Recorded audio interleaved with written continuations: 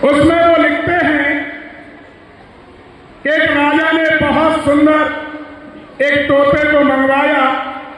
तोता बहुत सुंदर और कीमती था, आकर्षक भी था, लेकिन उसका पिंजरा जो था वो राज सिंहासन के पास रखने लायक आकर्षक और मुकम्मल नहीं था।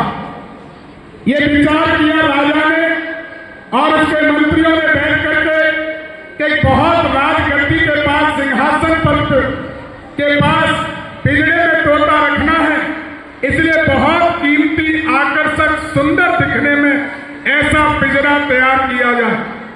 और पिंजरा तैयार करने के लिए राजा से लेकर के मंत्री परिषद तक सबका ध्यान गया और वो 10-15 दिन में पिंजरा बन करके उसमें हीरे जवाहरात, सोने, बहुत आकर्षक पिंजरा बना करके तैयार कर दिया।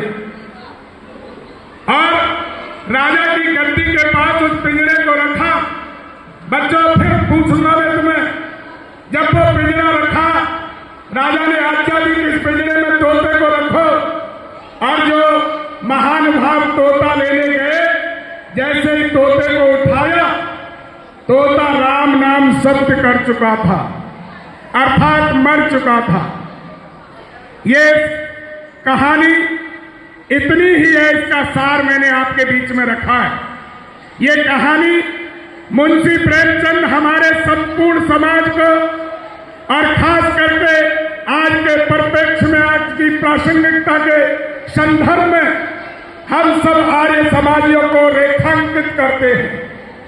सारा ध्यान राजा का पिंजरा बनाने में लगा और जिसको पिंजरा में रखना है उसके दाने पानी का, उसके भोजन आदि का कोई प्रबंध नहीं किया गया।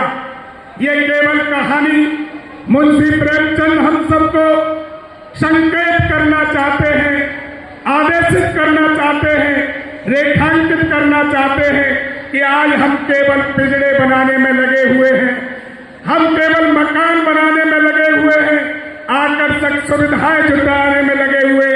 जिनको इनके अंदर रहना है उस मनुष्य को मनुष्य बनाने की कोई योजना किसी भी प्रकार की सरकार से लेकर के नीचे तक नहीं।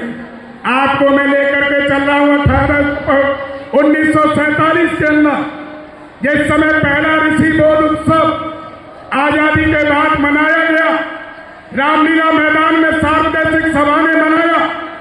आज भी सार्वदेशिक सभा की कार्यवाही में अंकित है। जब ऋषि बोध उत्सव मनाया गया तो उसमें मुख्य अतिथि के रूप में भारत के प्रथम गृह मंत्री लौह पुरुष सरदार वल्लभ भाई पटेल को बुलाया गया। बात लंबी न करते हुए